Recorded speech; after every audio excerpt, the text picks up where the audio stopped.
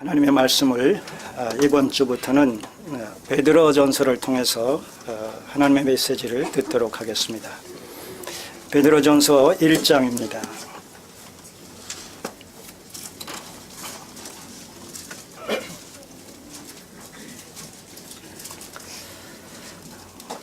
신약 377쪽입니다.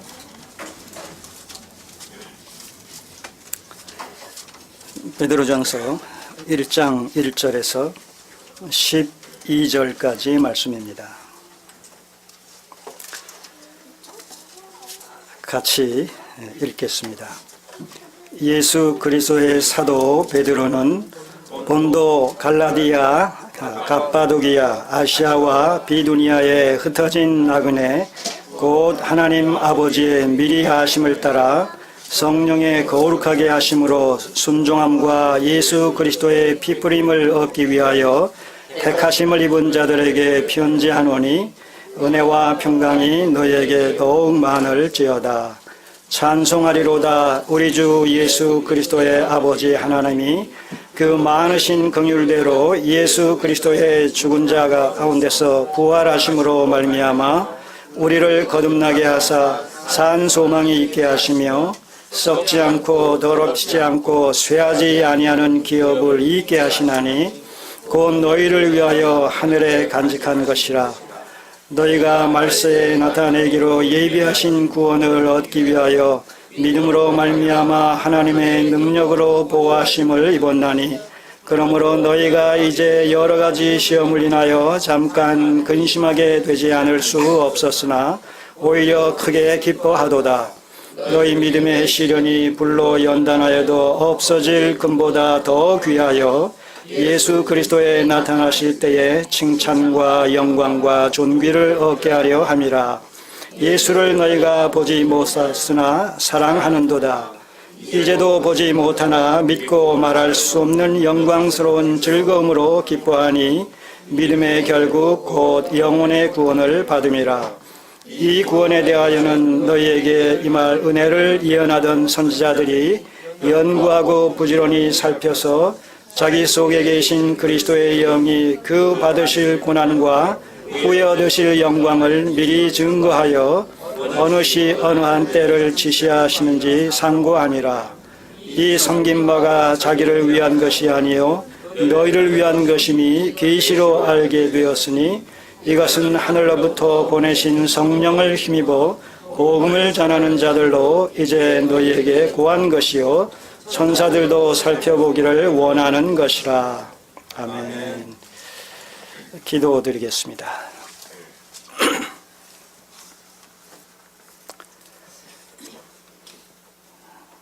오늘부터 베드로서를 통해서 새롭게 주의 음성을 듣기를 원합니다. 때를 따라 도우시는 아버지 하나님의 은혜로우심이 베드로전서를 통해서 우리에게 합당한 말씀으로 선포해 주시옵소서. 우리가 그 말씀을 청종하기를 원하옵고 믿음과 생명의 도리로 붙잡고 넉넉히 세상을 이기며 살아가기를 원합니다. 예수님의 이름으로 기도드립니다. 아멘.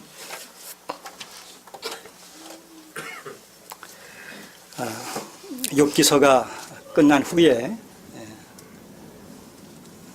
주님 앞에 기도하면서 이 시점에서 계속해서 우리에게 합당한 말씀이 무엇일까 고민 아닌 고민을 해보면서 어쩌면 욥기서에 나타난 고난을 통한 하나님의 주권적인 은혜라는 이런 주제의 연장선상에서 베드로서를 통해서 우리에게 고난에 직면한 성도들이 초대교회가 그리스도 안에서 베풀어 주시는 하나님의 구원의 은혜와 그리고 그 구원의 종말론적인 성취라는 확신 속에서 넉넉히 현재적인 그리고 앞으로 다가올 수도 있는 다양한 고난과 시련과 박해와 그리고 핍박 앞에서도 넉넉히 그 구원을 통해서 우리에게 주시는 산 소망의 근거에서 산 소망을 능력 삼아 넉넉히 이기고 살아가야 되지 않겠느냐라는 의미의 이 베드로 전서의 주제를 이어서 살펴본다라면 주마 가편식에 그런 효과가 있지 않겠느냐라는 생각에서 이 베드로 전서를 택해 보았습니다. 함께 우리 상고하는 가운데 하나님께서 베드로 전서와 후서를 통해서 큰 은혜가 임할 수 있는 계기가 되어지기를 소원해 봅니다. 베드로 전서는 그 제목 자체에 있듯이 베드로 사도가 소아시아, 지금의 터키 지역에 흩어져 있는 교회에게 회람 형식으로 쓴 편지 글입니다. 대략 그 AD 추후 63년 내지는 64년 초경에 기록되어졌다라고 알려져 있습니다. 다시 말해서 64년 후반부터 본격적인 네로에 의한 기독교의 전방위적인 이런 그 핍박이 시작이 되어집니다. 기록으로 보게 되면 AD 64년 7월 19일에 이 네로가 로마시에 불을 질러놓고 감당할 수 없는 그런 그 상황 속에서 그 화재가 기독교인들의 방화에 의해서 일어났다. 이렇게 광고를 함으로 말미암아 그 총체적인 이런 그 기독교 박해가 본격적으로 그리고 공적으로 시작이 되어졌다라고 기록에 나와 있습니다. 베드로전서는 바로 그 어간에 이제 그런 그 총체적인 전방위적인 네로 황제의 핍박에 직면한 이런 상태에서 이미 기독교 신앙을 갖고 있는 사람들은 유대교로부터 또 개종을 했고 타 이방 종교로부터 또 개종한 이런 사람들이 많이 있었기 때문에 그 자체로서도 이미 공동체 안에서 핍박의 대상이 되어져 오고 있는 그런 그 당시의 현재적인 상황과 더불어서 그런 고난 앞에서 그런 믿음의 시련 앞에서 이 베드로 사도는 그리스도 안에서 베풀어 주신 하나님의 구원의 은혜와 현재적인 구원의 은혜와 그리고 종말론적으로 그 구원이 완성되어져서 하나님의 나라를 기업으로 삼아서 그 나라에서 영생 복락할 이런 그 종말론적인 승리하는 이 교회의 모습을 강조하면서 현재적으로 그 다음에 앞으로도 주어질 믿음의 시련 이런 핍박과 고난을 넉넉히 이기는 자로 살아갈 것을 위로하며 격려하는 그런 성격의 메시지가 베드로서다. 이렇게 우리가 정리를 해본다라면 오늘을 살아가는 21세기 현대교회 성도들에게도 이 말씀은 여전히 살아서 능력으로 역사하시는 오늘의 하나님의 말씀으로 우리에게 다가오리라 확신을 합니다. 이 본문의 말씀은 1절과 2절에 서신서에서 일반적으로 나타나는 이런 그 양식입니다만 인사말이 주어져 있습니다. 그리고 그 인사말에는 저자가 누구이며 또 수신자가 이 편지를 받는 수신자가 누구이며 그리고 저들을 향한 축복이 기원의 형식으로 그렇게 소개가 되어 있습니다. 그리고 3절부터 5절까지의 내용은 그리스도 안에서 베풀어 주신 하나님의 그 구원의 은혜, 산 소망에 대해서 언급이 되어 있고 그러한 그 소망 가운데 살아가는 구원받은 성도들의 삶에는 필연적으로 고난이 주어질 수밖에 없다라는 사실을 6절부터 시작해서 7절까지에 걸쳐서 소개가 되어 있습니다. 그 이후에 8절부터 12절까지는 바로 이 구원의 복음이 어떤 그 하나님의 계획 속에서 오늘날 우리에게까지 임하게 됐는지의 그 과정을 논증함으로 말미암아 구원에 담긴 그 의미와 가치가 얼마나 크고도 놀라운 것인지, 그리고 그 어떤 것과도 비교할 수 없는 영광스러운 것이라는 사실을 강조함으로 말미암아서 우리의 영적인 정체성이 얼마나 귀한 자들인지, 구원의 은혜를 덧입은 자로서의 현재적인 삶을 하나님과의 관계를 어떤 식으로 바르게 정립해서 살아가야 될 것인지를 소상하게 또 서술하고 있는 내용이 12절까지의 내용입니다. 자, 이런 간단히 말씀드린 주제에 근거해서 오늘 12절까지의 내용을 한번 살펴보도록 하겠습니다. 1절에서 2절 먼저 인사말을 봅니다. 예수 그리스도의 사도 베드로, 예수 그리스도의 사도 베드로. 다시 말해서 사도 베드로는 예수 그리스도에 의해서 부름을 받았고 보냄을 받았다라는 의미입니다. 여기서 사도란 하나님으로부터, 예수 그리스도로부터 파송된 자, 보냄을 받은 자라는 의미입니다. 자, 오늘날 우리 그리스도인들은 주님으로부터 세상을 향해서 보냄을 받은 자겠습니까? 아니겠습니까? 그러면 우리도 사도가 될 수 있어요? 자, 이런 교리적인 문제가 나옵니다. 이 서신서를 주로 보게 되면 하나님께서 그리스도 안에서 은혜로 말미암아 믿음으로 거저 주신 구원의 은혜를 교리적인 관점에서 먼저 기술을 합니다. 이 서신서 전반적인 그런 구성의 성격이, 너희가 죄로 말미암아 죄와 허물로 죽었던 자들인데 하나님의 은혜로 말미암아서 그리스도 안에서 베풀어 주신 무한한 구원을 덧입어서 죄의 사함을 받고 의롭게 되어지고 하나님의 자녀가 되어졌다. 이 놀라운 복음의 메시지를 교리적인 체계를 통해서 먼저 기술을 한단 말입니다. 그 다음에는 어떤 양식으로 또 우리에게 구원받은 하나님의 백성으로서 마땅히 살아가야 될 실천적 삶의 도리에 대해서 요구를 합니다. 그럴 때 대부분 그러므로 라는 접속사가 이어집니다. 너희가 하나님의 은혜로 말미암아 그리스도 안에서 구원을 받았으니 그러므로 이제는 육신의 정욕을 쫓아 행하지 말고 성령의 소욕을 쫓아 하나님을 기쁘시게 영원롭게 해드리는 일에 우리의 모든 삶을 집중시켜야 된다라고 실천적 삶을 강력히 요구한단 말입니다. 그런데 그 요구는 어떤 율법적인 강제성을 띤 그런 요구가 아니라 본분과 도리의 차원에서 마땅히 그러해야 된다는 거예요. 그래서 선은혜 후 행위, 선믿음 후 행함이라는 이런 맥락 속에서 이 서신서가 전체적인 이런 관점에서 봤을 때 기록 두 부분으로 나누어서 기록되어 있다는 것이죠.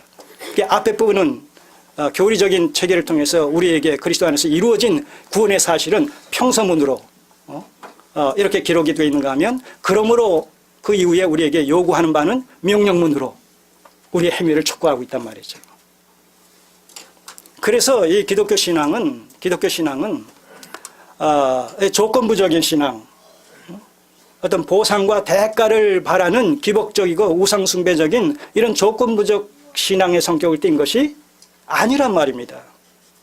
왜냐하면 우리의 궁극적인 필요인 구원의 문제를 그리스도 안에서 먼저 선행적으로 우리에게 베풀어 주셨기 때문에 그 구원의 은혜를 입은 자가 그 구원의 은혜를 베푸신 하나님께 감사함으로 말미암아 반응되어지는 것이 기독교 신앙의 정체성이요, 기독교 신앙의 본질이요, 그 신앙 속에서 그 은혜를 입은 자가 마땅히 하나님을 향해서 복종하고 순종하는 삶을 살아가야 될 그 행위라는 것은 그런 의미에서 보상이나 대가의 성격을 띈 것이 아니라 마땅히 행할 바에 도리요 본분이라는 차원에서 우리가 하나님을 섬겨야 된다는 것이란 말입니다. 이것이 지금 현대교회 속에서 완전히 지금 왜곡되어 있지 않습니까? 구원은 은혜로 받고 우리의 행함은 거기에 플러스 또 알파의 어떤 축복과 상급을 기대하는 심정으로 우리가 조건부적으로 행동을 한단 말입니다. 성경은 우리의 행함의 문제를 조건부적으로 요구하는 것이 아니라 당연한 도리다, 마땅히 행할 바의 도리다. 사랑을 입은 자가 그 사랑을 베푸신 분을 마땅히 사랑해야 되는 그런 차원에서 좀 더 구체적으로는 무익한 종의 심정을 가지고 마땅히 행할 바를 행할 뿐입니다 라는 이 심정을 가지고 하나님을 섬기며 신앙생활을 하는 것이 우리의 도리라는 것입니다. 여기 베드로전서 오늘 1장 12절까지의 내용 속에서도 마찬가지입니다. 특별히 5절까지의 내용을 통해서 그리스도 안에서 우리에게 베풀어 주신 하나님의 구원의 은혜와 그 구원을 산 소망이라는 이런 표현으로 또 달리 표기하고 있습니다. 이렇게 은혜로 받았다는 거예요. 그래서 6절에 그러므로 이렇게 나가는 거예요.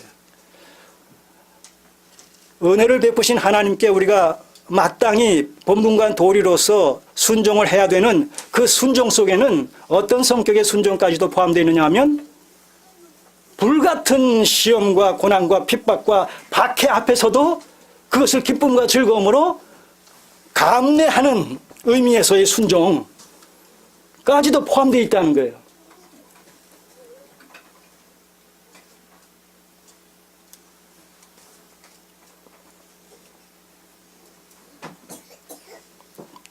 그리스도인에게 다른 말로 얘기하면 그리스도인들에게 고난은 피해가야 될 올무와 함정이 아니라 믿음의 인내를 가지고 의연하게 대처해 나가야 될 일시적이며 한시적인 장애물에 불과하다는 거예요. 여러분, 성도에게 고난은 함정이 아닙니다. 성도에게 고난은 올무가 아닙니다. 그래서 피해가야 될 대상이 아닙니다. 마땅히 대처하고 대면에서 극복하고 넘어가야 될 장애물이란 말입니다. 이제 본문에서도 나옵니다. 왜 피해가지 말아야 되고 극복해 나가야 될 장애물이냐라고 했을 때 그 고난과 시련이 우리의 믿음을 연단시켜서 정금같이 나오게 하는 결정적인 동인으로 작용을 하기 때문에 그렇다는 거예요.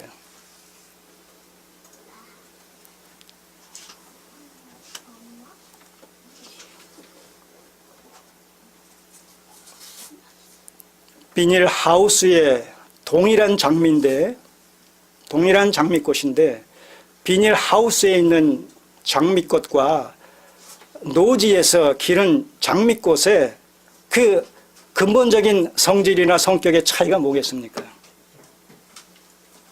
우리가 상식적이고 일반적인 이런 그 관점에서 우리가 논한다면 그 차이가 뭐겠어요?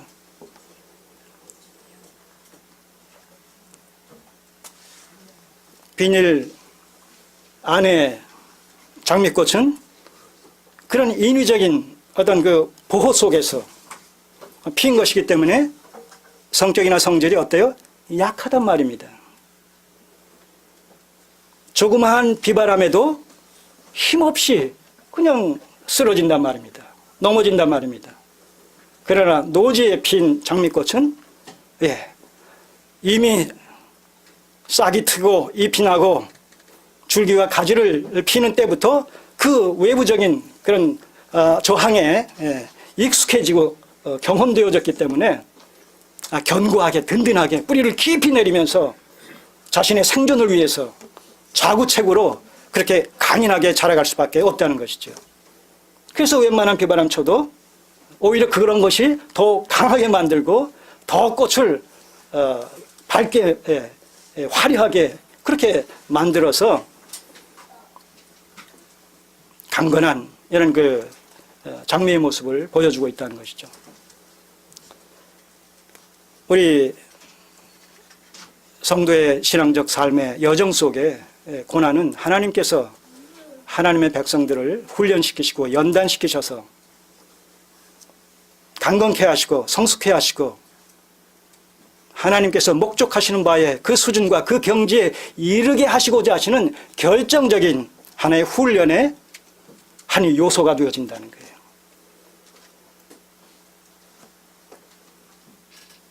태릉 선수촌에 입소한 선수들은 흘린 땀에 비례해서 메달 색깔이 달라진다. 뭐 이런 표현 있지 않습니까? 예. 내가 얼마나 많은 땀을 흘렸느냐 하는 그 얘기는 뭐예요? 얼마나 많은 혹독한 훈련을 소화시켰느냐 그 얘기 아니겠어요? 그리고 거기에 대한 반응으로서 금메달과 은메달과 동메달이 걸려진다는 거죠. 흘린 땀에 비례해서 결과가 나타난다는 것이죠. 그 신앙 여정도 여정 속에도 하나님께서 때때로 우리에게 그런 고난과 시련을 주셔서 우리를 연단시키심으로 말미암아 정금같이 나오게 하시는 참으로 성숙한 고도의 경지에 들어갈 수 있는 하나님의 친백성을 삼아주시기 위해서 하나님께서 때로는 눈물을 머금으시면서까지 우리를 혹독한 시련과 고난의 이런 그 풀무 속에 집어넣으신다는 거예요. 그때 우리는 어떻게 반응할 것인가? 이것이 우리 각자에게 주어진 하나의 질문이요, 또 과제란 말입니다. 바로 이것을 베드로 사도는 염두에 두고 미리 저들을 위로하며 격려하면서 당장에 우리에게 주어지는 고난과 시련은 불같이 참으로 감당하기 힘든 고통스러움이 수반되어질지 모르지만, 그러나 우리가 미래에 하나님께서 이제 그 구원의 완성으로 주께서 오실 때에 주실 영광과 찬양과 존귀함을 갖다가 염두에 둔다라면 이것은 마땅히 우리가 감당해야 될, 지나가야 될, 감수해야 될 아픔이지 회피해야 될 장애물은 결코 아니다라는 사실을 강조함으로 말미암아 담대하고 확신에 찬 믿음을 가지고 현재적인 고난과 미래적인 고난 앞에서 의연하게 대처할 것을 주문하고 있다는 것이죠. 저는 여인이 아니기 때문에 산고의 고통이 뭔지 모릅니다. 산고의 고통이 뭔지 몰라요. 아마 여기 우리 처녀 자매들도 모를 거예요. 산고의 고통이 뭔지. 어머님들은 아마 아실 거예요. 그런 얘기 듣습니다. 산고의 고통을 생각하면 둘째, 셋째, 넷째 아이 낳을 수 있는 마음이 드셔요? 안 드셔요? 안 드신다고 얘기합니다. 그럼에도 불구하고 또 둘째, 셋째를 낳는단 말입니다. 뭐 우연히 낳았다, 뭐 어쩌다 보니 낳게 됐다, 그런 것이 아니라 그런 차원에서 생각하지 마시고, 산고의 고통이 엄청나지만 아무리 산고의 고통이 클지라도 아이를 출산한 그 기쁨은 산고의 고통을 상쇄하고도 남음이 있다는 거예요. 등남했다, 등녀했다, 자식을 얻었다, 내가 자식을 낳았다 라는 이 사실이 주는 기쁨이 얼마나 크고도 놀라운 것인지, 그리고 그것이 궁극적인 것인지, 그 아이를, 그 같은 아이인데 그 아이를 낳는 순간에 그 산고의 고통을 말끔히 잊어버리고 그 눈물을 말끔히 잊어버리고 품에 안긴 그 아직 핏물이 가시지 않은, 벗겨지지 않은, 닦여지지 않은 그 아이를 가슴에 품은 그 산모는 회심의 미소를 짓는다는 거예요. 여러분, 우리 그리스도인들에게 하나님께서 주시는 고난의 성격과 의미가 그런 거란 말입니다. 그 순간은, 그 당시는 정말 피하고 싶고 거부하고 싶고 도망가고 싶고 경험하고 싶지 않지만, 그러나 그러한 가운데서도 믿음의 인내를 가지고 또 미래의 어떤 그 소망을 염두에 두고 인내로서 감내하게 될 때 그 고난이 주는 그 대가라는 것은 이루 상상할 수 없을 만큼의 기쁨과 즐거움과 만족과 감사를 동반한다는 거예요. 직면했을 때, 당했을 때의 그 아픔과 그 괴로움을 상쇄시키고도 남을, 족할 정도로 남을 그런 기쁨이 우리에게 주어진다는 겁니다. 그 얘기하는 거예요, 지금 한마디로.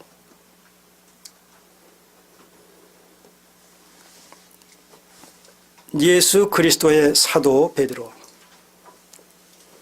예수 그리스도께서 친히 제자로, 사도로, 그의 평소의 이름은 시몬이었어요.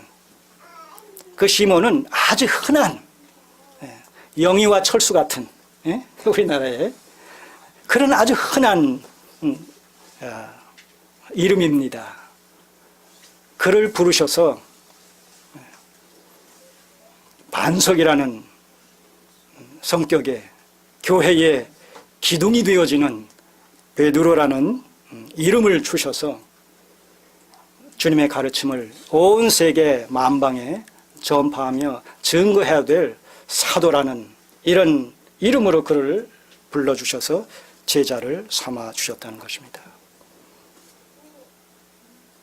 그러면 동일하게 예수님께서 부르신 사도 베드로와 예수님의 부르심을 입고 우리가 이제 나아가서 복음을 증거해야 될 오늘 우리 성도들은 왜 사도라고 해서는 아니 되고 사도로 부르지 않느냐라고 했을 때 성경은 사도의 필요 충분 조건에 대해서 이야기를 하고 있다는 거예요.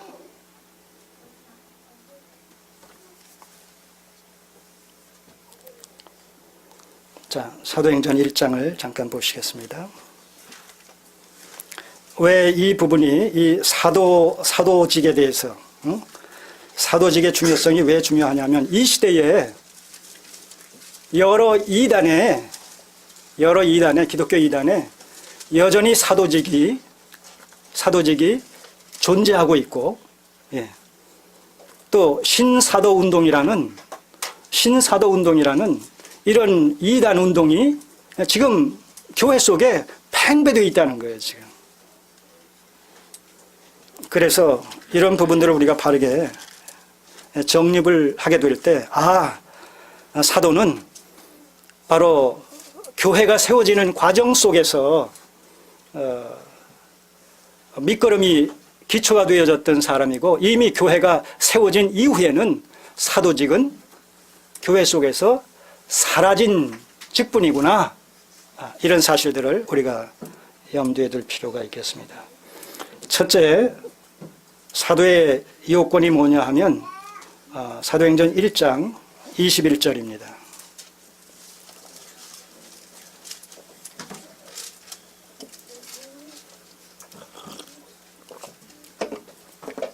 오늘 주어진 본문 한 절 한 절 강론을 해나가는 과정 속에서 시간이 되면 다 맞춰지지 않더라도 일단락을 하겠습니다. 다음 주에 연속적으로 살펴보도록 하겠습니다. 자, 21절을 보시면 여기 그 가룟 유다가 12사도 중에서 이제 배제됐죠. 그래서 그 공석으로 남아있는 그 한 사람을 이제 마띠아라고 24절 보시면 23절 끝부분에 마띠아라, 이제 마띠아를 세우는 이런 그 과정 속에서 이 사도직의 요건에 대해서 언급을 하고 있습니다. 자, 21절. 이러함으로 요한의 세례로부터 우리 가운데서 올리워 가신 날까지 주 예수께서 우리 가운데 출입하실 때에 항상 우리와 함께 다니던 사람 중에 하나를 세워 우리로 더불어 예수의 부활하심을 증거할 사람이 되게 하여야 하리라. 바로 이 내용 속에 사도의 필요 충분 요건이 설명되어 있습니다. 자, 첫째, 사도는 어떤 사람이어야 된다? 21절. 요한의 세례로부터 예수 그리스도께서 승천하시기까지 함께 동행했던 자.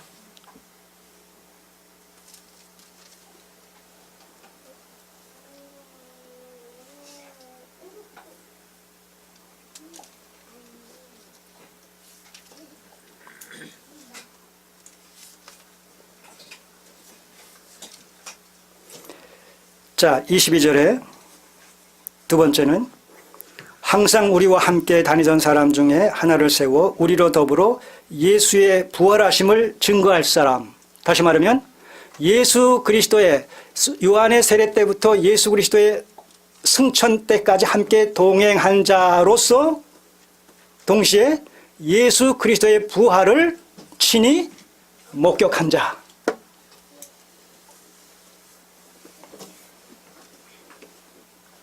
그리고 세 번째가 뭡니까? 바로 예수님께서 공생의 사역을 시작하시는 과정 속에서 보라 천국이 가까웠다 이렇게 마태복음 4장 17절에서 선언하시면서 이내 어떤 사역에 들어가십니까? 제자들을 친히 부르십니다. 한 사람 한 사람. 자, 세 번째 사도란 예수님에 의해서 직접적으로 부르심을 받은 자. 이 세 가지 조건이 사도직의 필요 충분 조건이란 말입니다. 자, 그러면 오늘 이 시대에 사도란 있을 수 있어요, 없어요? 없단 말입니다. 이렇게 성경의 원리에 입각해서 증명을 해야 되는 거예요. 옳은지 그른지. 누가 바울 사도 같은 그런 역량을 가지고 지금 엄청난 사역을 하고 있다라고 해서 그 사람이 나는 21세기의 사도다, 그리스도의 사도다 이렇게 얘기할 수 있는 것이 아니란 말입니다.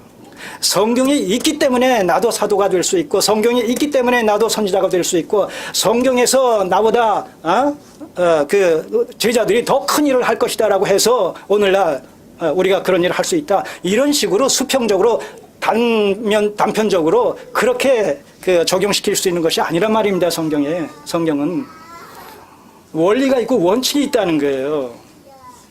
때가 있고 시가 있다는 겁니다.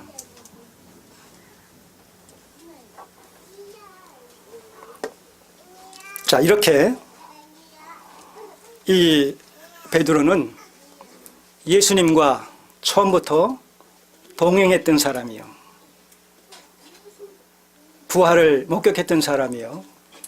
또한 예수님께서 친히 제자로 불러주신 제자로서 명실상부한 사도의 요건을 갖춘 자라는 것이죠.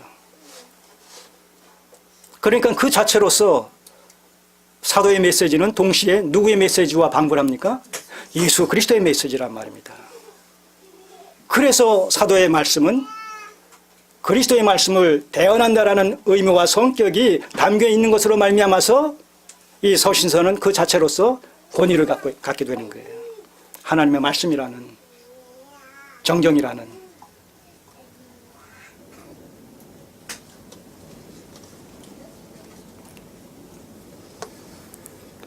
자, 이렇게 예수 그리스도의 사도된, 자, 그러니까 사도가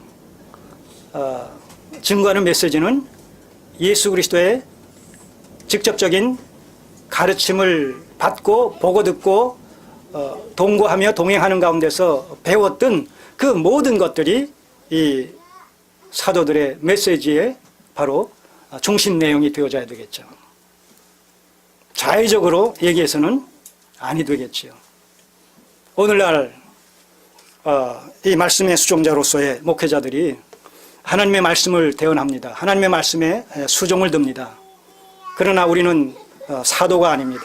이미 주어진 말씀을 재해석하는 그런 관점에서 목회적 은사를 발휘해야 됩니다. 그러나 그럼에도 불구하고 목회자가 하나님의 말씀을 선포하는 과정 속에서 그 말씀 속에 담겨진, 기록된 말씀 속에 담겨진 하나님의 본의를 하나님의 기뻐하시는 뜻 가운데서 바르게 해명을 해야 된다는 것이죠. 당시에 거짓 사도가 있었어요. 그 거짓 사도와 참 사도의 차이가 뭐겠습니까? 예. 그 말씀을 주님의 가르치심을 받은 그대로 바르게 전하느냐. 또 사도직의 수행을 어떤 권위의식을 가지고 많은 사람 위에 군림하고자 하는 그런 심정을 가지고 행세를 하느냐. 아니면 종된 심정을 가지고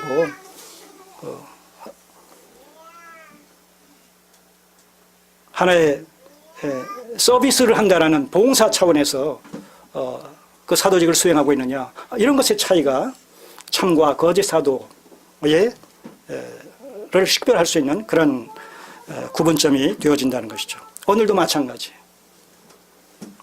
하나님의 말씀을 전하는 목회자라고 해서 다 바른 참 목회자이냐라고 할 때 그렇지 않을 수 있는 위험성이라는 것이 얼마든지 있을 수 있다는 것이죠. 성경은 마태복음 7장 21절 이하에서 나더러 주여 주 하는 자마다 자 천국에 들어갈 것이 아니라 하늘에 계신 내 아버지 뜻대로 행하는 자라야 들어간다고 말씀하시면서 22절부터 뭐라고 얘기합니까? 내가 주님의 이름으로 선지자 노릇 귀신 쫓아내고 많은 권능을 행하지 아니하였나이까 얘기한단 말입니다. 참 목자예요, 거짓 목자예요. 그 자체로만 보면 예, 참 목자죠. 참 선지자일 수 있죠. 참 선생일 수 있죠. 주님의 이름으로 다 했다고 그러니까. 근데 문제는 주님께서 어떻게 평가하고 판단하시느냐 하는 얘기죠. 근데 주님은 뭐라고 말씀하십니까? 내가 너를 도무지 알지 못하니 불법을 행하는 자들아 내게서 떠나가라. 자, 그러면 그 사람은 주님 앞에서 참 선지자, 참 목자, 참 교사 아니면 거짓, 후자란 말입니다. 이 자리가, 이 사역이 얼마나 두렵고 떨리는 자리요 사역인지, 물론 잘하고 잘못하고 합당하게 하고 안 하고의 차이에 따라서 즉각 하나님의 어떤 판정이 임하는 것은 아닙니다. 그러니까 내가 잘못함에도 불구하고 그것을 깨닫지 못하는 가운데 더 잘못할 수 있는 확률과 가능성이 많아질 수가 있다는 거예요.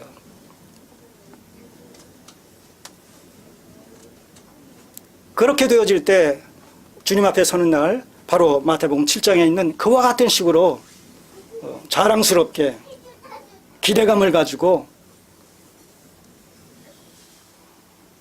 우리의 사역의 내용을 하나님 앞에 담대하게 말씀드릴 수가 있단 말입니다. 근데 결국은 하나님과 무관한 사역, 자기 소견에 좋을 대로의 사역, 요즘 말로 인본주의 사역을 한 것으로 판정받게 된다는 것이죠. 그래서 목회는 신념으로 하는 것이 아니에요. 목회는 내가 원해서 하는 것이 아니에요. 나로부터가 아니라 하나님으로부터예요. 하나님께서 불러주셔야 돼요. 하나님께서 세워주셔야 돼요.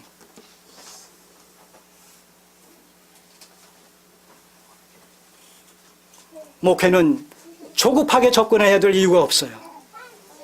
순리를 쫓아야 돼요.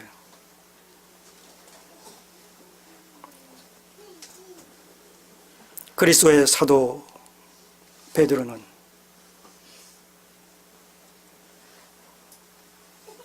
수신자가 나옵니다.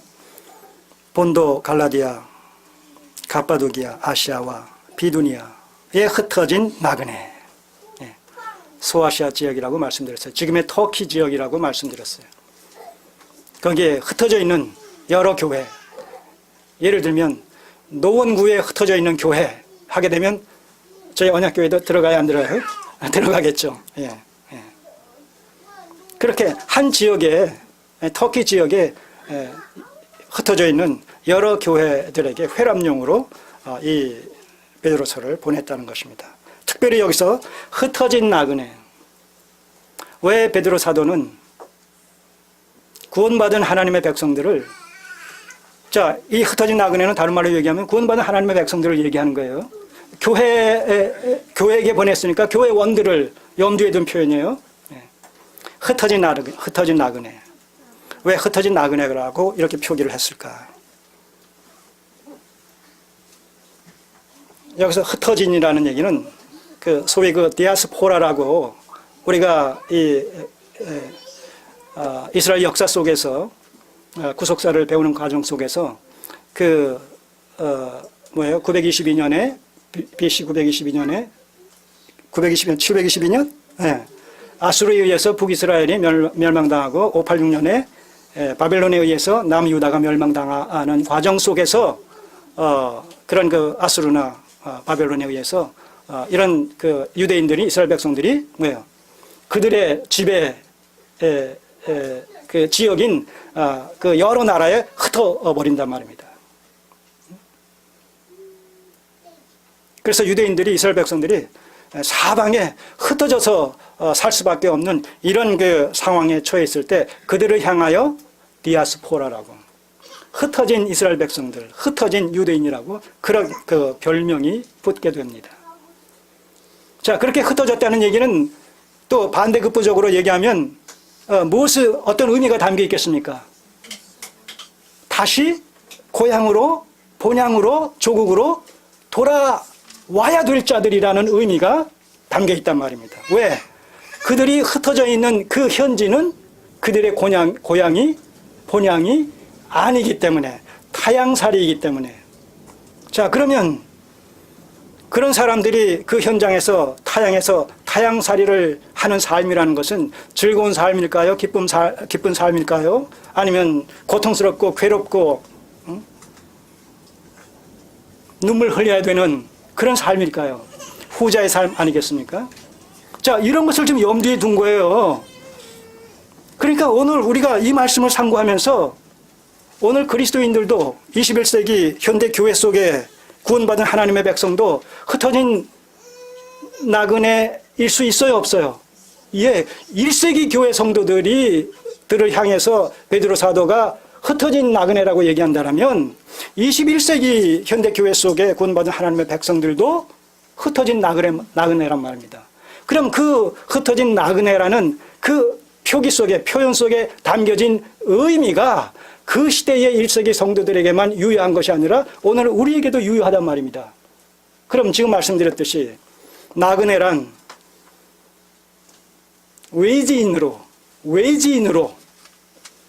타향에서 사는 사람으로서 고통과 슬픔과 괴로움과 비탄함을 항상 간직하며 그렇기 때문에 항상 고향으로 돌아갈 날을 손꼽아 기다리는 심정으로, 그래서 행인과 나그네의 이런 그 모습으로 살아가야 될 자들을 염두에 두고 지금 흩어진 나그네라고 이렇게 표기했단 말입니다.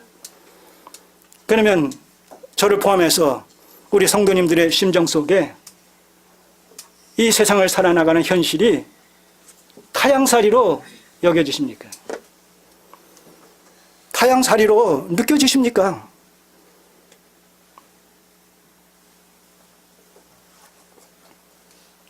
아, 그 나라가, 나의 본향 하나님의 나라가 참으로 그리워집니다.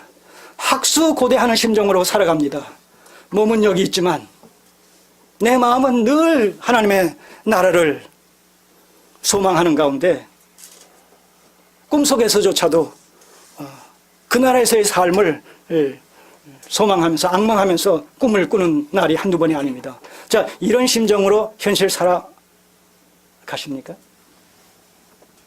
아니면 베드로가 그렇게 비몽사몽간에 변화산상에서 변화되어진 예수 그리스도와 모세와 엘리야를 바라보면서 뭐라고 얘기했어요? 예? 여기가 좋사오니, 예? 여기가 좋사오니, 예, 초막집 짓고 여기서 삽시다. 그런 심정으로 여기가 좁사오니 그런 심정으로 지금 현실을 살아가십니까?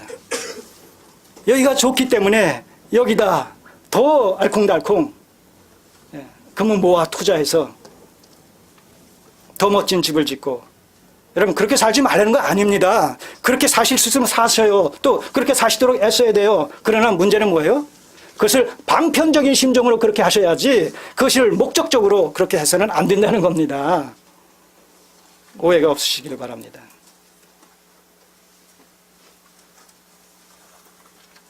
우리는 두 발을 땅에 붙였기 때문에 땅과 무관하게, 세상과 무관하게, 현실과 무관하게 살 수는 없어요. 그렇게 살면 우리 무인도로 가야 돼요. 그 얘기가 아니라 두 발은 땅에 붙였지만 머리는 위를 향하고 있듯이 우리가 이 땅에서 방편적인 삶을 살아가더라도 우리의 궁극적인 삶의 어떤 목표와 목적은 그의 나라와 그의 의를 추구하는 그런 궁극적인 관심을 가지고 살아가는 자들이 되어져야 되겠다는 것이죠. 이들이 바로 흩어진 나그네의 바로 진면목이요, 바로 정체성이라 하는 얘기입니다.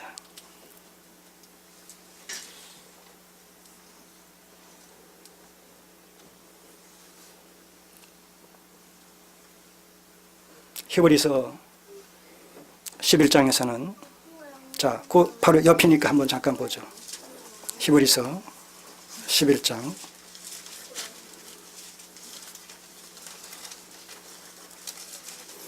여러분, 우리가 언뜻 생각하기는 아브라함의 생애를 돌아보면서 아브라함이 하나님께서 아브라함 언약을 맺어주시면서 본토 친척 아비 집을 떠나 내가 네게 지시할 땅으로 가라고 말씀하실 때에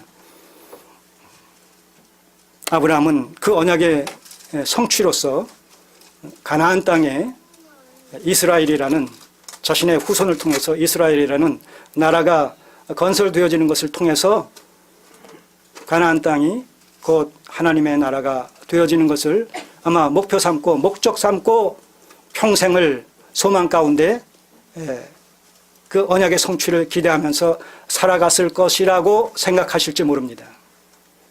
다시 말해서 하나님께서 맺어주신 아브라함 언약의 궁극적인 성취를 가나안 땅에 세워질 아브라함의 후손들로 세워질 가나안 땅의 이스라엘이라는 그 나라에다 모든 관심을 기울였다, 초점을 맞췄다라고 생각하실지 모릅니다. 그러나 히브리서 기자는 그 아브라함이 하나님께서 맺어주신 아브라함 언약의 궁극적인 성취의 현장으로서의 가나안 땅에 세워질 이스라엘이라는 나라의 의미를 바로 가나안의 실체로서의 저 천상적 하나님의 나라라는 의미로 받아들이면서 오히려 가나안 땅에서의 그의 삶을 평생 동안 나그네와 행인의 심정으로 장막에 사는 나그네의 삶으로 그렇게 여기면서 평생을 살아갔다라고 그렇게 해석하고 있습니다. 자, 11절을 보시면 11장 8절부터 보시면 믿음으로 아브라함은 부르심을 받았을 때에 순종하여 장래 기업으로 받을 땅에 나갈새 갈 바를 알지 못하고 나갔으며 믿음으로 저가 외방에 있는 것 같이 약속하신 땅에 우고하여, 자 이거 보세요. 하나님께서 그를 인도하시는 과정 속에서 믿음으로 순종하여 갈 바를 알지 못하는 상황 속에서 성령의 이끌림을 쫓아서 간 현장이 어디예요? 가나안 땅이었단 말입니다. 그래서 하나님께서 내가 네게 지시할 땅으로 가라고 분명히 약속하신 그 땅이었단 말입니다. 그런데 히브리서 기자는 지금 뭐라고 해석합니까? 갈 바를 알지 못하고 나갔으며, 그 다음 9절에 그런데 믿음으로 저가 외방에 있는 것 같이 약속하신 땅에 곧 가나안 땅에 우고하여, 외방에 있는 것 같이, 타향에 있는 것 같이, 타향살이 하는 것 같이 나그네와 행인의 심정으로 하나님이 약속하신 가나안 땅에 들어가서 평생을 살았음에도 불구하고 그 땅을 본향으로 여기지 않고 약속의 땅으로 여기지 않고 바로 외지로, 타향으로 그렇게 여겼기 때문에 그곳에서의 삶을 나그네와 행인의 신분을 가지고 살았던 삶으로 그렇게 해석을 하고 있다는 거예요. 외방에 있는 것 같이 약속하신 땅에 우거하여 동일한 약속을 유업으로 함께 받은 이삭과 야곱으로 더불어, 예, 아브라함에게 주신 언약은 그의 아들 이삭을 통해서, 이삭의 아들 야곱을 통해서 계승되지 않습니까?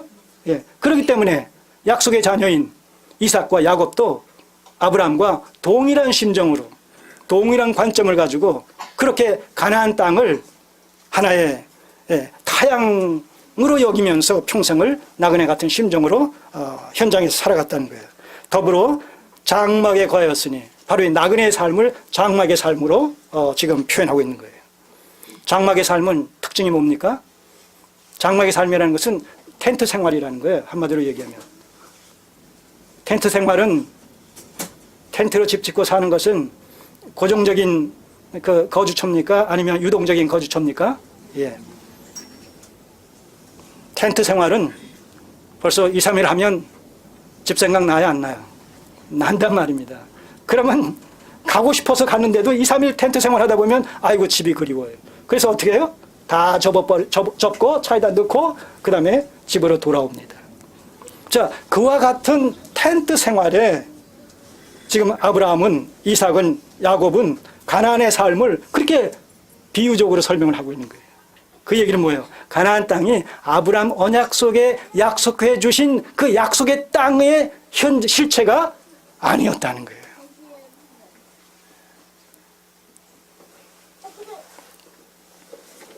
그럼 어디냐?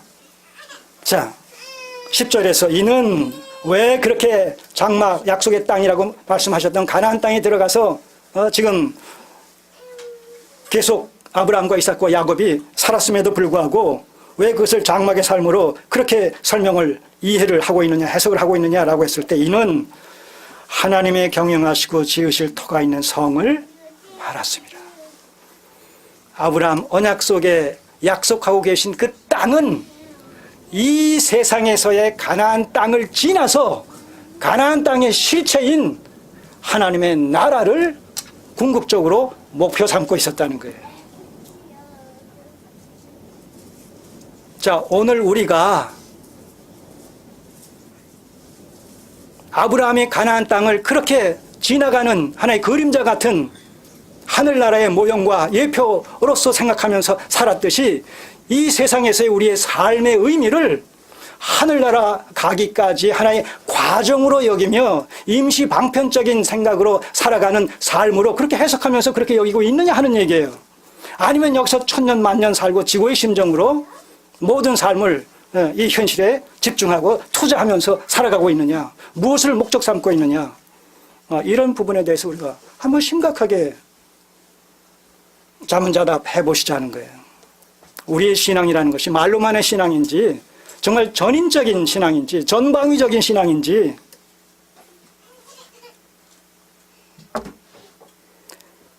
종종 말씀드리지만 말씀이 내게 이루어지고 내 삶이 말씀을 이루는 삶으로서 그렇게 평가되어지지 않는다면 성경이 잘못이 아니라 내가 뭔가 잘못 신앙생활을 하고 있다는 거예요. 우리가 성경을 그냥 하나님의 말씀이다라고 생각하면서 그냥 읽는 것을 끝나지 말고, 이 말씀 속에 담겨진 의미가, 하나님의 원하심이 지금 그 하나님을 믿는 나에게 있어서 구약의 백성들이, 동일한 하나님을 믿었던 구약의 백성들의 삶 속에 나타났던 신앙적인 요소들이, 그들의 신앙적 가치관들이 오늘 동일하게 그 하나님을 믿는 21세기 현대 교회 성도들 중에 하나인 나의 신앙생활 속에서 동일하게 확인되고 발견되느냐 하는 얘기예요. 그게 안 되면 나는 지금 뭔가 하나님을 오해하고 있고 내 신앙생활 속에는 문제가 있다라는 거예요. 여러분, 이것이 문제가 있어도 당장은 현실적으로는 어떤 그 문제로 말미암는 그런 부정적인 그 영향이, 결과가 내게 주어져야 주어지지 않아요? 안 주어진단 말입니다. 이게 문제예요. 이 사실을 내 말씀이 내게 이루어지고 내가 말씀을 이룬 자로서의 삶이 불확실하다라는 사실이 발견되어짐에도 불구하고 거기에 대한 즉각적인 어느 조치가 취해지지 않는다는 사실로 말미암아 이 다르다라는 사실에 대해서 절감하지 못하는 가운데 그냥 현실에 안주하면서 반복되어지는 삶을 살아간단 말입니다. 문제는 여러분, 신앙을, 그게 바로 관념적인 신앙이라는 거예요. 나에게 직접적인 어떤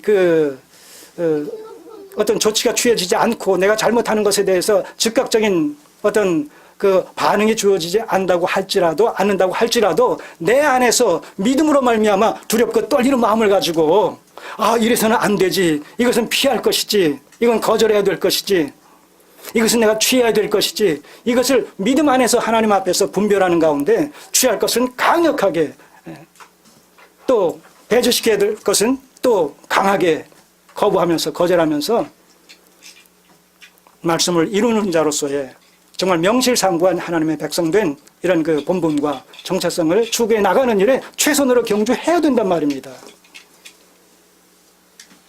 우리가 신앙을 사실적인 것으로, 실제적인 것으로 우리가 인식을 하고 확신한다면 말입니다.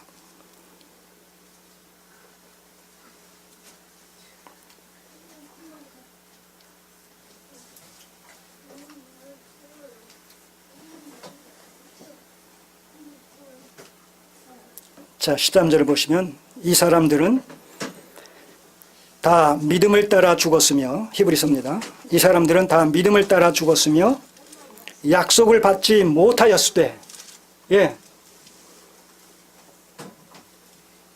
약속을 받지 못하였을 때, 여기서 약속을 받지 못했다는 얘기는 뭐예요? 그림자적인 성취가 아니라 실제적인 성취로서의 하나님의 나라를 저들은 받지 못했다는 거예요. 가나안 땅에 살다가 가나안의 실제인 하나님의 나라를 소망하는 가운데서 그냥 그 구약의 그림자적인 계시 시대에 살다가 갔단 말입니다. 그것이 이제 여기서 약속을 받지 못했을 때 그것들을 멀리서 보고, 멀리서만 보는 거예요. 왜? 그 성취는, 실제적인 성취는 미래에 이루어질 사건이기 때문에 오늘을 살면서 그 미래에 이루어질 때에 나의 생명 더 이상 보존되어질 수 없는 것이기 때문에 내 죽은 이후의 사건이니까 멀리서 바라보면서, 자, 오늘 우리는 하나 남은 유일무이한 주님의 약속, 뭐예요? 뭐겠어요? 주님의 재림이죠. 오늘 우리 21세기를 살아가는 사람들은 어쩌면 주님의 재림을 바로 이들이 그렇게 했듯이 그것을 멀리서 보고 환영하며 살다가 아마 그것을 목격하지 못하고 저 같은 사람은 떠나겠죠. 몰라요. 주님 내일 오실 수도 있어요. 어쨌든 그럴 확률이 다분하죠. 그런 식으로 멀리서 바라보면서 현실적으로는 실제적으로 소유하지 못한 가운데서, 소망 가운데서만 살아갔다는 거예요. 자, 그러니 어떻게 돼요? 그들을 멀리서 보고 환영하며, 그러니까 땅에서는 외국인과 나그네로서의 삶을 살아갔다는 거예요. 이것이 지금 사도 베드로가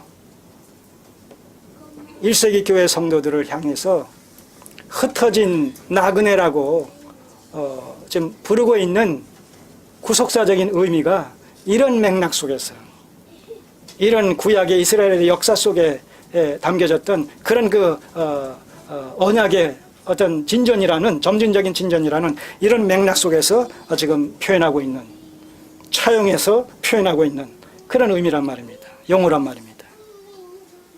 정말 오늘 우리의 삶이 외국인과 나그네라는 이런 심정을 가지고 현실을 살아가야 된단 말입니다.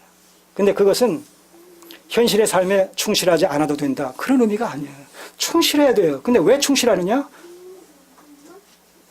현실을 통해서 어떤 목적을 이루기 위해서가 아니라 현실을 방편 삼아 그의 나라와 그의 의를 이루기 위한 것이라는, 똑같은 현실의 삶을 살아가는데 의미와 성격과 가치가 다르다는 거예요. 우리는 현실을 수단과 방편 삼는 것이고 하나님을 믿지 않은 사람들은 현실을 목적 삼는단 말입니다. 그런데 더 안타까운 것은 하나님을 믿는다고 하는 사람들 중에서도 그들 가운데서도 여전히 현실을 목적 삼고 성공적인 삶을 기대하면서 소망하면서 그러니까 하나님을 어떻게 삼아요? 도구 삼겠어요? 수단 삼겠어요? 수단 삼게 되는 것이죠. 예. 이렇게 기복적인 신앙만을 가지고 하나님을 믿는 사람들이 현대교회 속에 다수를 점유하고 있다는 사실이 우리를 슬프게 한단 말입니다.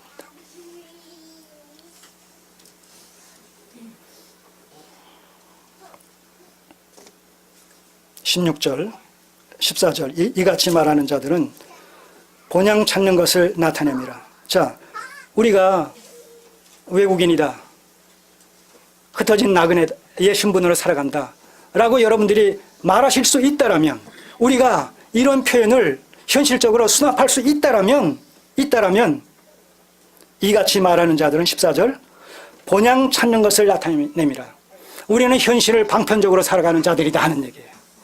우리는 그리스도 안에서 이루어질 종말론적인 하나님의 나라를 본향 삼아 목적 삼고 궁극적인 관심과 가치를 삼고 살아가는 자들이라고 말할 수 있다는 겁니다.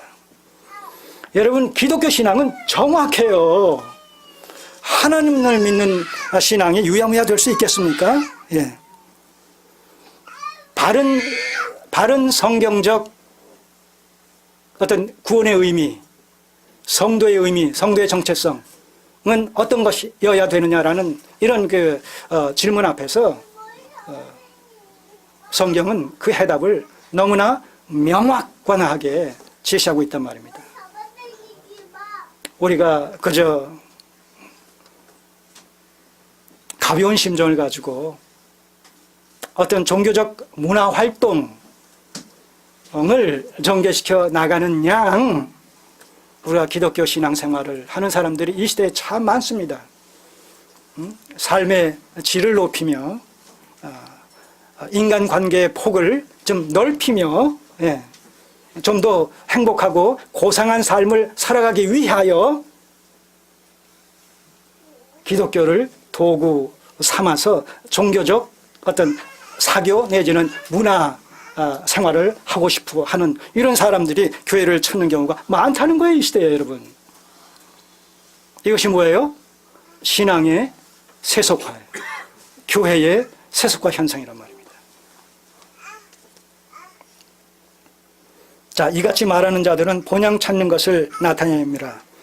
저희가 나온 바 본향을 생각하였다면, 자, 이 아브라함과 이삭과 야곱이 이들을 중심으로 예를 든다면 이들이 지금 소망 가운데 바라봤던 본향이 하늘 본향이 아니라 이 땅에 속한 육신의 고향이었다라면 저희가 나온 바 본향을 생각하였다면 돌아갈 기회가 있었으려니와. 그래 안 그래요? 그러니까 설날 되고 추석 되면 많은 사람들이 땅의 고향을 가진 사람들이 어디 가요? 다 그냥 열일 젖혀놓고 해마다 반복되어짐에도 불구하고 고속도로가 정체가 되어져 가지고 몇 시간이나 그냥 지체가 됨에도 불구하고 부지런히 고향 찾아간단 말입니다. 그러니까 아브라함과 이삭과 야곱이 그들이 소망했던 본향이 그 갈 때 우루 거기였다면 열일 젖혀놓고 어려움이 있어도 때가 될 때 필요하면 가겠어요, 안 가겠어요? 그와 같이 간단 말입니다. 이거 인지상정이에요. 그런데 16절 저가 이제는 더 나은 본향을 사모하니. 더 나은 본향. 여기서 뭐 더 나은 본향 하니까 어떤 비교를 하면서 땅의 본향과 하늘의 본향 이렇게 얘기할 수도 있겠습니다만 더 발전시켜 나가면 땅의 본향의 본질인, 땅의 본향의 실체인 하늘의 본향, 이렇게 우리가 해석을 해야 되겠죠. 그것이 더 바람직하죠. 우리가 세상 역사의 본질은 뭐예요? 세상 역사의 본질은 구속사, 왜? 세상 역사의 본질은 후속사. 그러니까 땅의 본향은 세상 역사에 속한 것이죠. 하늘의 본향은 후속사적 관점에서 연결되어지는 그런 고향이란 말입니다. 그러니까 땅의 세상 역사의 본질은 구속사니까 땅의 본향의 실체는 하늘의 본향, 이런 설명이 가능한 것이죠.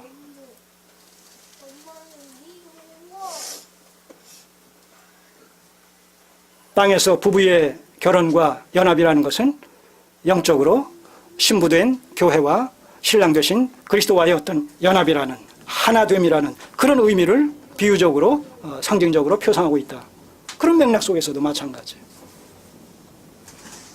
우리가 하늘을 염두에 두고 천상지향적인 가치관을 가지고 우리가 현실을 살아가야 된단 말입니다.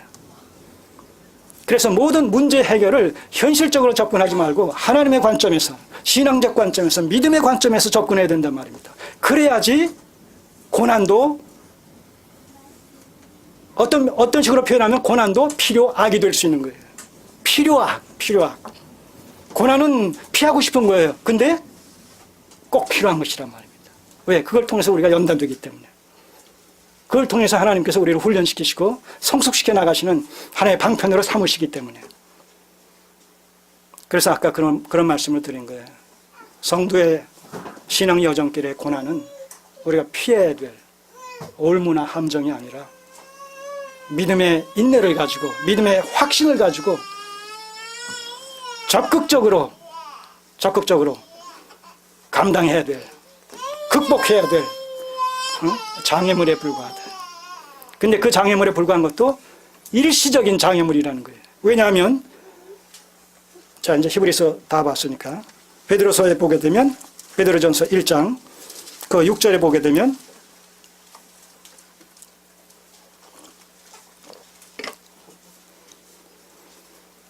그러므로 너희가 이제 여러 가지 시험을 인하여 잠깐 근심하게 된다는 거예요. 잠깐 근심하게 된다. 그건 뭡니까? 잠깐 근심하게 된다는 말은 그 표현 속에 이 고난의 어떤 성격이 담겨 있겠어요? 일시적인 것이다. 그냥 지나가는 것이다. 마치 이 스콜, 요즘은 이제 스콜, 아열대 기후가 점점 되다시피 하니까 이 스콜 현상이 우리가 작년에도 그런 걸 많이 좀 경험하지 않았습니까? 예. 갑자기 그냥 맑은 하늘이 갑자기 또 흐려져 가지고 그냥 소나기가 그냥 쏟아지는데 잠깐 피하고 있으면 금방 또 사라진단 말이죠. 그러다가 또 맑은 하늘이 나타났다가 또 금방 또 구름이 끼면서 또 비가 내리고 이런 스콜 현상 같이 잠시 있다가 사라지고 필요에 따라서 우리를 연단시키기 위해서 그때 필요에 따라서 주시는 훈련의 한 과정이다 하는 얘기죠. 그러니까 이런 사실들을 말씀 안에서 우리가 배우게 되면 또 깨닫게 되어지면 그것이 내 안에 지식의 체계로서, 교리의 체계로서 내 안에 자리매김이 되어진단 말입니다.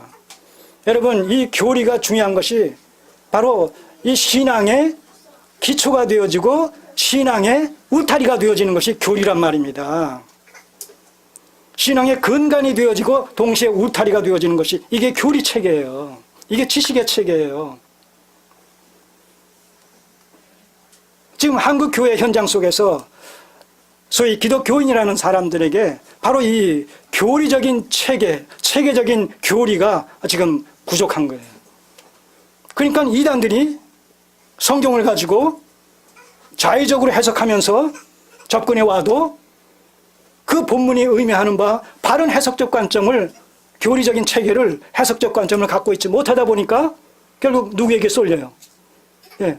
내가 알고 있는 것을 가지고 오히려 반증하고 설득시켜서 상대방을 설복시키는 것이 아니라 내가 아는 것이 약하다 보니까 상대방이 더 강하게 잘못된 교리를 가지고 접근해 오는데 내가 오히려 설득당해서 거기에 굴복하게 된단 말입니다.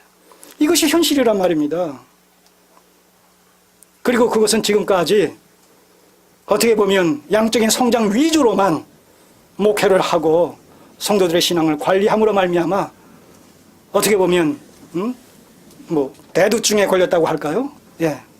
겉으로 봤을 때는 아주 육체적으로 신체적으로 크게 발육 상태가 좋은데 실제 건강 상태는 허약하게 그지없다라는, 요즘 이 청소년들의 그런 건강 상태가 그렇다고 그러지 않습니까? 예. 이제부터라도 부지런히 성경이 무엇을 말씀하는지를 바른 해석적 관점을 가지고 가르치는, 그래서 말씀으로 정신 갑주를 입게 하는 이것만이 이단으로부터 성도를 보호하고 또 하나님 앞에서 바른 이런 그 신앙관을 정립할 수 있는 첩경이다.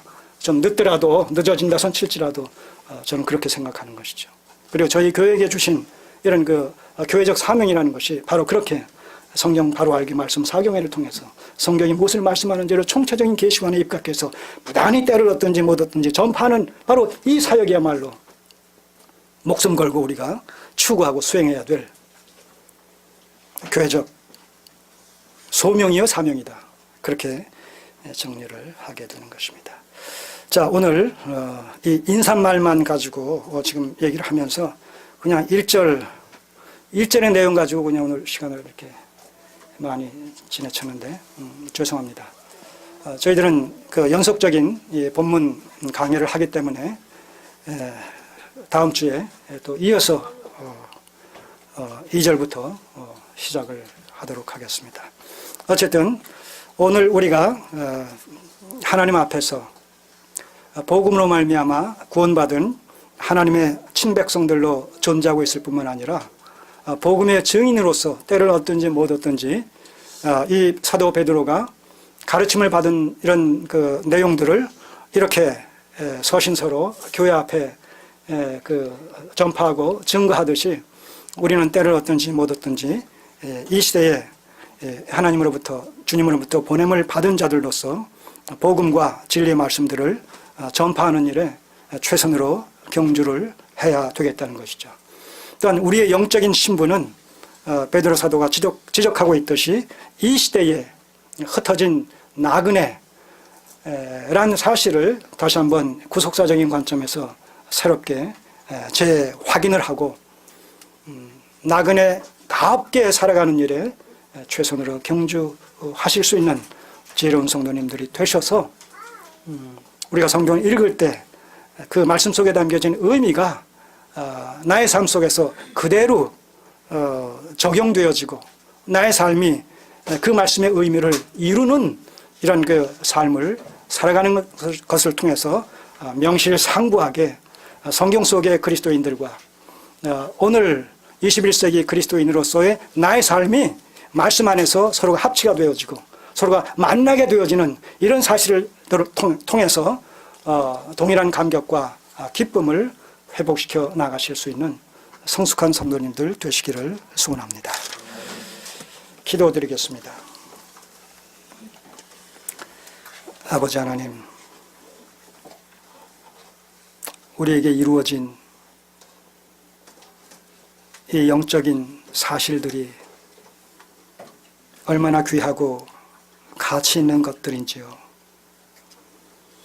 우리가 이 시대에 구원받은 하나님의 백성으로 살아간다는 사실 속에 내포되어 있는 영적인 의미가 얼마나 고상한 것인지요. 얼마나 차별화되어진 것인지요. 얼마나 천상적인 것인지요. 깊이 있게 연구하고 상고하고 깨달음으로 말씀이 내게 이루어지고 나의 삶이 말씀을 이루는 삶으로 드러나게 하옵소서. 주님 앞에 옳다 인정함을 받을 수 있는 충성된 종들의 삶으로 나타나지게 하여 주옵소서. 예수님의 이름으로 기도드립니다. 아멘.